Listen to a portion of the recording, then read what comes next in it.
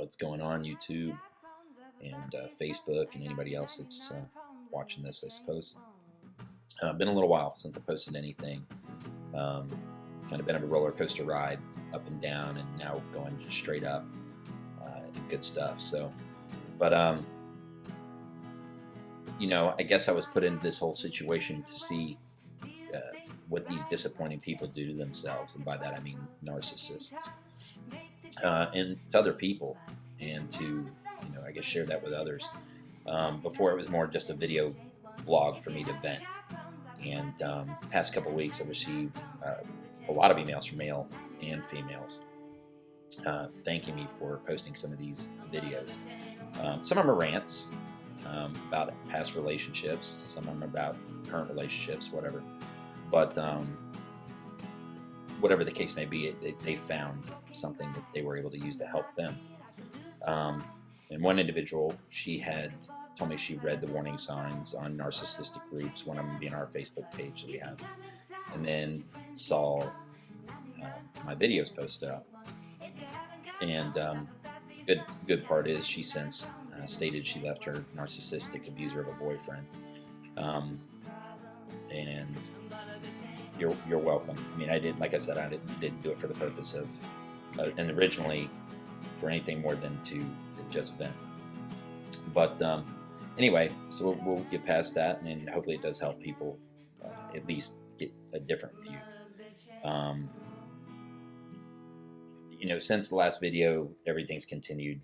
The lies have gotten progressively worse, but comical as well, especially since people are starting to see that she's full of shit. So they've continued on from saying she had a restraining order against me to she has a video of me running again, which you talk about crazy and somebody needing a restraining order. But hey, whatever. If you want to catch me running and jogging and working out, feel free. But anyhow, she kept telling all these people that I was following her or something, yet I'm on foot and she's in a vehicle. So I think people are starting to shoot holes through her stories, and she's not able to keep up with that, which who would be able to with that many lies and that many people.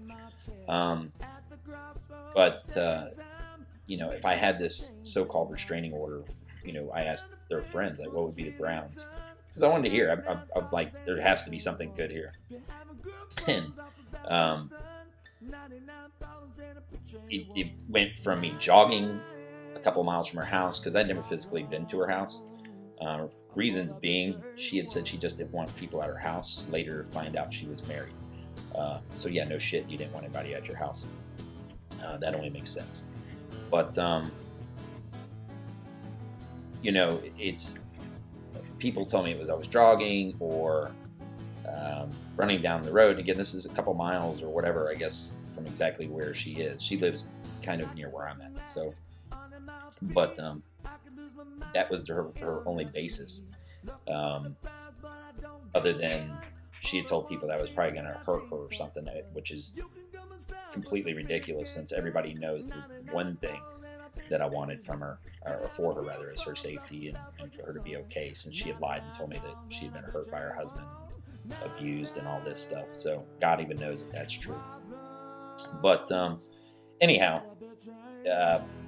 the other thing was that I visit, if you will, a bar that she works at. Now, ironically, that's where I met her. I've been going to this bar for years. Yes, I should have avoided anybody working at a bar. I get it. So, but I've been going there for years. So I ignore her like the plague. And I personally don't care if that bothers her. She's non-existent at this point. But I don't, like, when I tell you I don't talk to her or anything, it's pretty much that way. So she has nothing to say to me. I have nothing to say to her. It should be a wash. It should be done. But she still wants to continue with this restraining order story, which everybody knows is bullshit. However, she's still telling people that. But whatever the case.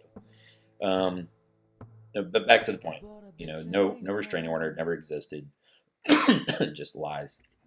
But now, this is how narcissists and how sad they are. They use their children, or start using children to get attention from their narcissistic supplies, whether it be men, women, whoever they're with or trying to talk to or bring in as a supply. In this case, she was telling people, like I said, harm her or her daughter. I can laugh at the restraining order comments, but to tell people and slander my name that already know you're full of shit is it's a completely different thing altogether. I guess the plus side in all of that, though, is that friends of hers, people that may not, or don't like me, whatever the case, because, I can be an asshole sometimes. So, but they're friends of hers, have come up to me and said, hey, flat out, that they knew how much I cared about her and that I would never do anything to hurt her or her daughter. And it's now been reduced by her friends to just starting drama and lies, that's the good part, I guess, that comes out of all this. While I don't put much stock into what people think of me, it's nice to see that they realize that it's just somebody completely vindictive starting bullshit. So, and it doesn't help her situation that I have almost 6,500, almost 7,000 text messages back and forth that I can disprove everything she says. And I even have GPS logs from when I work out, which I didn't think would ever come in handy until she started saying that I was going here or going there.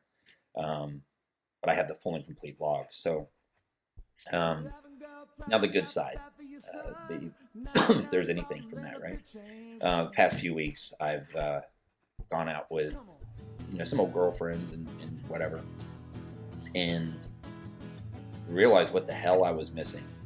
And at least in a good friend or a a caring person in general, which obviously places I hang out, some of them I hang out with, far too much.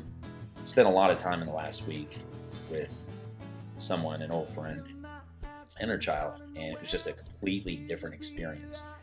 And to see a loving mom versus what I was accustomed to in my last couple of situations. It doesn't need multiple people in her life and who focuses just on her child. Even as busy as she is, it was unreal. She was able to make time to go, hang out and talk and still manage the kid and her job, and not as a stripper, a dancer, or a bartender, or anything of that caliber. So, and it was good to see. And I think more importantly, I saw that she loved herself. Narcissists obviously don't have that. That's why they do what they do. And a lot of places I hang out are full of those people. I mean, they just have self-hatred, no respect for themselves, and hence why they give their bodies away to everybody for free or pennies on the dollar. So, over the years, I guess hanging out at these clubs is kind of taking it as the status quo. She ripped that Band-Aid right off, and it was a welcome change to see somebody that doesn't depend on filling her physical holes just to fill any empty emotional voids in her life. She only relies on her own emotional stability, and that was good to see. So yeah, it's been a hell of a last couple of weeks, even with the bullshit. I guess now I'm kind of happy that I was able to get involved in these shit shows to wake me up. It's been a bumpy ride, but when you look back and they're never going to find anything decent in their life, and what they have now, which is pathetic, kind of makes you smile. I mean, they're going to suffer in that misery for the rest of their lives, and they're always going to be that bartender or that girl with no self-love. Not necessarily a bartender at a club, but they're just always going to be that individual that's never going to care about themselves internally. So, the positive side is you were better than anything they're going to find. And, not that that's hard sometimes because they don't set the bar high with what they're with currently. But my case, my bar was set, but whatever. I need to also thank an individual, actually one of this girl's girlfriends, who sent me the Tinder profile photos of my ex, who's married and dating somebody else, but that was epic. So I appreciate that. You know who you are. And though I really didn't want to see it, after I looked at it a couple times, it's pretty comical. So, yep, she's on Tinder. Woohoo! Guys, go get it. I guess on a final note, or a quote, you'll never get away. You'll never get away when you're running from the past. And God, that's true. So, anyhow, that's my short little video. Good luck.